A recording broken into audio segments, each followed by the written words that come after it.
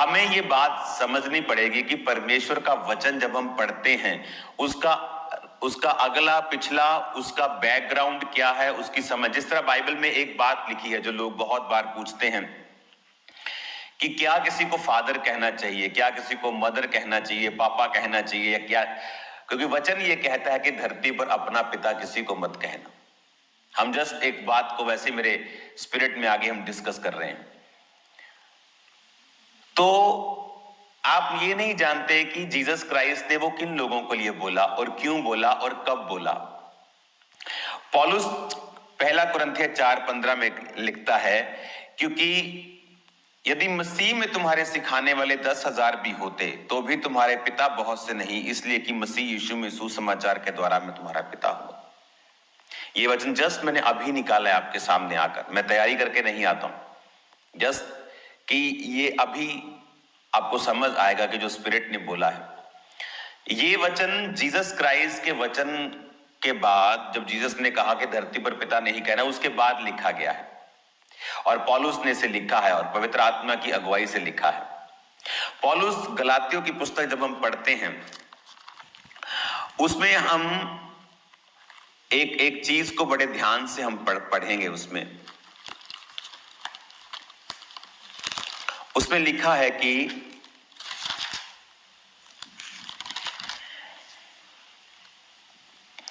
हे मेरे बालकों, जब तक तुम में मसीह का रूप न बन जाए तब तक मैं तुम्हारे लिए जच्चा किसी पीड़ाएं सहता हूं। आप नहीं जानते कि जिस तरह शारीरिक बर्थ है, आपके माता और पिता हैं, उसी तरह आत्मिक बर्थ भी है। और पौलुस यही कहता है कुरिन्थियों के वचन में, पहला कुरिन्थियों 4:15 में, कि तुम्हारे सिखाने वाले चाहे 10,000 भी हों, लेकिन तुमको मैंने पैदा किया है, मैं तुमको परमेश्वर में लेके आया हूं। जब हम तीमुथियुस के वचन को पढ़ते हैं तो उसमें तीमुथियुस को उसने लिखा है कि ये मेरा आत्मिक पुत्र है। अगर आप बाइबल की स्टडी करेंगे तो क्या पौलुस परमेश्वर के वचन को मान नहीं रहा था? क्या पौलुस परमेश्वर के वचन को दिरकिनार कर रहा था? क्या पौलुस परमेश्वर के वचन को इग्नोर कर रहा था? जहां परमेश्वर ने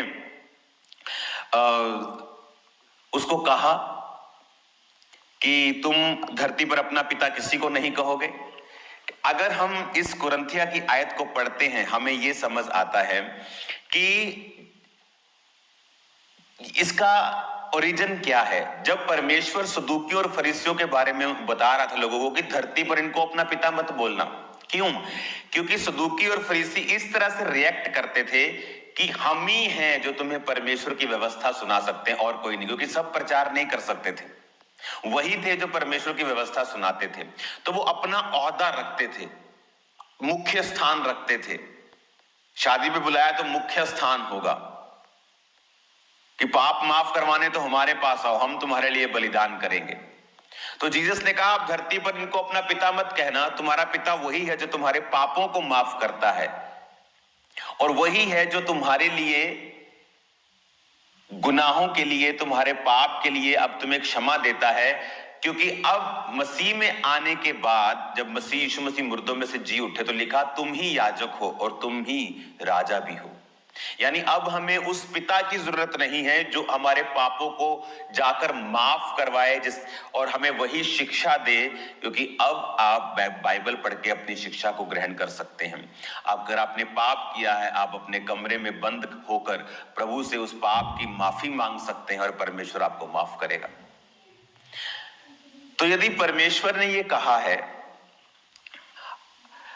हम पढ़ेंगे इस आयत को, पहला तीमुथियुस 4 उसकी 14 आयत को, और पहला तीमुथियुस 4 उसकी 14 को हम पढ़ेंगे। और इसमें हमें क्या समझ आती है जब हम पहला तीमुथियुस 4 उसकी 14 आयत को पढ़ते हैं, तो इसमें पौलुस क्या कह रहा है हम उसको देखेंगे आज। बात ये है कि क्या हमें ये नॉलेज है। ओके, इस आयत को दोबारा से निकालेंगे हम, पहला तीमुथियुस 4 उसकी 14 आयत को। उसने लिखा कि उस पर हाथ, उस वरदान के प्रति जो तुझ में है और जो भविष्यवाणी के द्वारा अपने अपने पड़ोसी को बोलो, अगर आपका पड़ोसी आपके पास बैठा है, बोलो भविष्यवाणी के द्वारा। फिर से बोलो अपने पड़ोसी को, भविष्यवाणी के द्वारा प्राचीनों के हाथ रखते समय जो तुम्हें मिला था। तिमुथियुस का पौलुस के साथ एक स्पिरिचुअल रिलेशन था। पहला तिमुथियुस जब आप 1 उसकी 2 आयत को पढ़ते हैं, तिमुथियुस के नाम जो विश्वास में मेरा सच्चा पुत्र है। इंग्लिश में दिखा देना एक बार इसको। तिमुथियुस 1 तिमुथियुस उसका 2 आयत, पहला तिमुथियुस 1 बाब 2 आयत। तिमुथियुस के नाम जो विश्वास में मेरा सच्चा पुत्र है। अगर पौलुस परमेश्वर के वचन को जानता था, उसने तिमुथियुस को अपना सच्चा पुत्र क्यों बोला? उसने ये क्यों नहीं बोला ये परमेश्वर का पुत्र है? क्योंकि धरती पर परमेश्वर ने कहा है कि अपना पिता किसी को नहीं कहना। पौलुस कहता है कि मैं जच्चा की सी पीड़ाएं सहता हूं। इसका मतलब अगर आत्मिक वो लेबर है, आत्मिक पेन है बच्चा जनने की, जिस तरह शारीरिक पेन होती है। और यीशु मसीह ने, अगर आप नए नियम में पढ़ेंगे तो कई बार लिखा है अपने माता और पिता की आज्ञा को मानना। अगर वो धरती पर किसी को अपना पिता कहने के लिए नहीं बोल रहा है, फिर वो वचन क्यों कह रहा है कि अपने माता और पिता की आज्ञा को मान? प्रेरितों में लिखा है, पत्रियों में लिखा है, यूहन्ना अगर आप पढ़ेंगे, पतरस पढ़ेंगे, तो अगर आप पौलुस की पत्रियां पढ़ेंगे तो वहां लिखा है अपने माता और पिता की आज्ञाओं को मान, अपने माता पिता का आदर कर।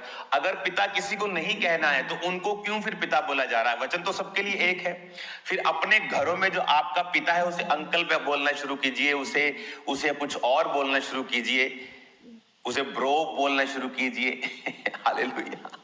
फिर उसे डैडी मत कहिए, उसे पिता मत कहिए, क्योंकि वचन तो फिर एक ही है ना। आप वचन को डिफरेंशिएट कैसे कर सकते हैं? आप वचन को पार्ट कैसे कर सकते हैं?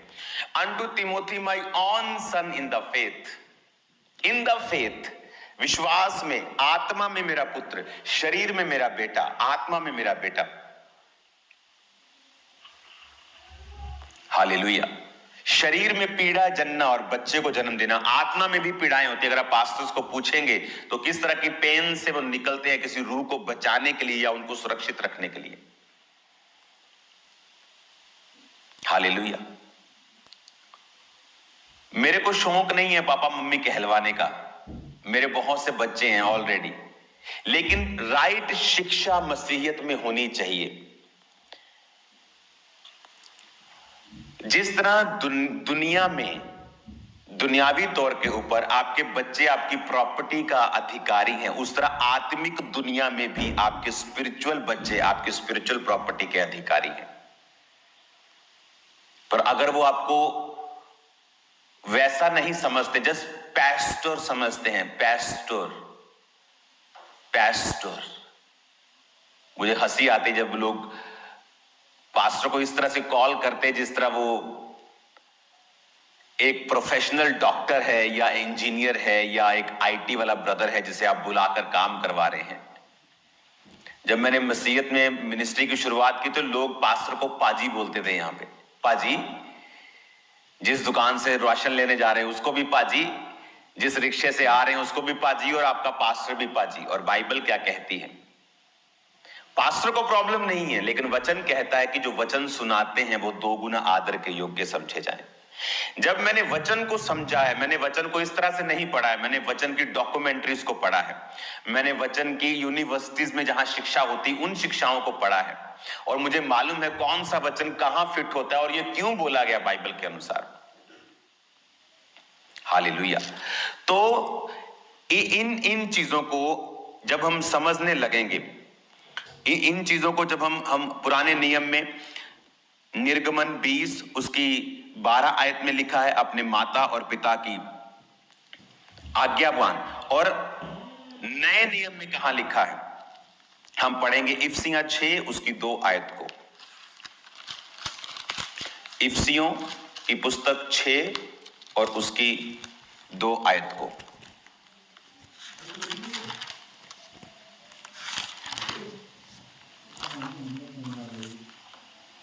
लिखा, अपनी माता और पिता का आदर कर, ये आज्ञा है और जिसके साथ प्रतिज्ञा भी है। प्लीज इसे जल्दी दिखा दो स्क्रीन के ऊपर। अपने माता और पिता का आदर कर, उसने लिखा अपने माता और पिता का आदर कर, ये आज्ञा है और प्रतिज्ञा भी है। अगर जीसस ने कहा है कि पिता कहने ही नहीं है किसी को, फिर वचन नया नियम किसने लिखा, इफिसिया किसने लिखा है? चलो पढ़ते हैं किसने लिखा है। पौलुस की ओर से, पौलुस ने लिखा है। तो क्या पौलुस को मालूम नहीं था जीसस ने क्या कहा है? तो अगर जीसस ने कहा कि पिता कहना ही किसी को नहीं है, फिर तो धरती पे कोई पिता नहीं, फिर अपना बाप जो शारीरिक है वो भी बाप बोलने की जरूरत नहीं, क्योंकि वचन तो फिर वचन है, तो पूरा मानो उसे। लेकिन क्यों कहा ऐसा परमेश्वर ने? मैंने आपको बता दिया कि वो लोगों को अपनी ओर आकर्षित करते थे, परमेश्वर की ओर नहीं। लोगों को अपनी ओर आने के लिए बोलते थे कि हम ही तुम्हारे पाप माफ करवा सकते हैं, हमारे सामने कन्फेशंस करो, हम ही हैं तुम्हारे बाप, हम ही सब कुछ करेंगे, हमें सामने रखो, हमें मुख्य स्थान दो, हमें खिलाओ, हमें पिलाओ, हमें मोटा करो। जीसस ने कहा अपना बाप इनको नहीं कहना है। हालेलुया। तुम्हारा बाप वही है जो तुम्हारे गुनाहों को माफ करता है, तुम्हारा बाप वही है जो तुम्हारी प्रार्थना को सुनता है। लेकिन धरती के ऊपर जिस तरह स्पिरिचुअली, जिस तरह फिजिकली हम चाइल्ड को जन्म देते हैं, स्पिरिचुअली भी चाइल्ड को जन्म देते हैं। जो फिजिकली अपने बाप को बाप बोलता है, तो स्पिरिचुअल क्या आप स्पिरिचुअल लाइफ को ओरिजिनल नहीं समझते हैं? क्या जो स्पिरिचुअल लाइफ है क्या वो असली नहीं है? या तो आपकी निगाह में स्पिरिचुअल लाइफ असली नहीं है, इसलिए आप मदर और फादर को नहीं मानते हैं। क्यों एलीशा एलिया का दुगना भाग ले पाया?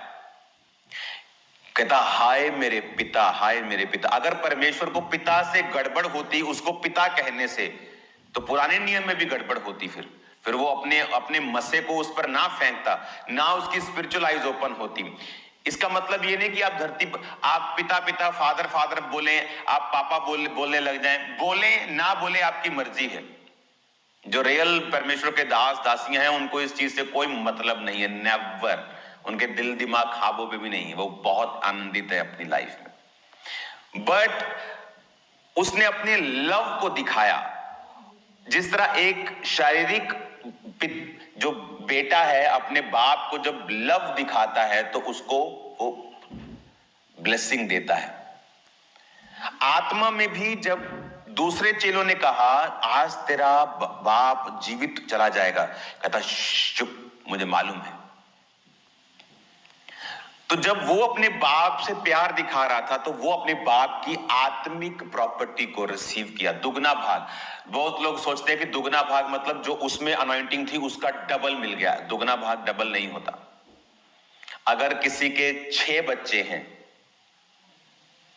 हाँ मान लो 6 लड़के हैं एलिया के, मान लो शारीरिक रूप में, तो जब प्रॉपर्टी बांटने की बारी आएगी तो 7 हिस्से होंगे। 6 बच्चे 7 हिस्से, 2 हिस्से मिलेंगे पहले बच्चे को और 5 जो बच गए वो एक हिस्सा मिलेगा बाकी बच्चों को। तो Elisha as a spiritual elder son, कि उसने उसका पीछा नहीं छोड़ा। बड़े बच्चे से आने होते ना, तो as a spiritual elder son उसने उसका पीछा नहीं छोड़ा। तो वो कहता था कि आई क्लेम माई अनॉइंटिंग, मैं उस भाग को जो डबल है, जिस तरह शारीरिक रीति में एक जेठे को डबल मिलता है, I claim that in spiritual life, so I need the double portion of your spirit. कि जो तेरे स्पिरिट में भाग है मुझे उसका दुगना पोर्शन चाहिए। यानी जो तूने बच्चों के लिए रखा हुआ था, मुझे वो 2 हिस्से चाहिए, क्योंकि मैं तेरा जेठा हूं, क्योंकि मैंने तेरे को स्पिरिचुअली फॉलो किया है। हालेलुया। जब हमें वचन की एक्यूरेट नॉलेज होती है, हम डिलीवर होते हैं, हम ग्रो कर सकते हैं, हम थोड़े समय में लोगों को इफेक्टिव वर्ड दे सकते हैं, हमें चुगलियां करने की जरूरत नहीं पड़ेगी। और हमें मालूम होगा कौन सा वचन कहां फिट होता है। जब यीशु मसीह के सामने पापियों को लाया गया तो परमेश्वर ने और तरह से रिएक्ट किया। लेकिन जब वही पाप सदूकी और फरीसियों के सामने से यीशु मसीह के सामने आए तो परमेश्वर ने उन्हें डांटा। Hallelujah, hallelujah. जैसा कि आप सभी ने इस वीडियो में जो आज रोज़ की रोटी हमें प्रोग्राम मिला देखने को, परमेश्वर का कलाम हम सब ने लिया और इस कलाम के द्वारा परमेश्वर के दास ने हर एक बात का सही तरह उत्तर भी दिया, क्योंकि बहुत सारे लोगों के सवाल होते थे, ख़ास तौर एक पास्टर के बहुत सवाल होते थे, जहाँ वो दूसरे पास्टर से बहस करते थे कि आपको आपके जो चर्च के लोग हैं वो पापा क्यों बोलते हैं, मम्मा क्यों बोलते हैं। तो बहुत सारे सवालों के जवाब जब पास्टर को वो बताया जाता था तो वो बहस करने को चलते थे।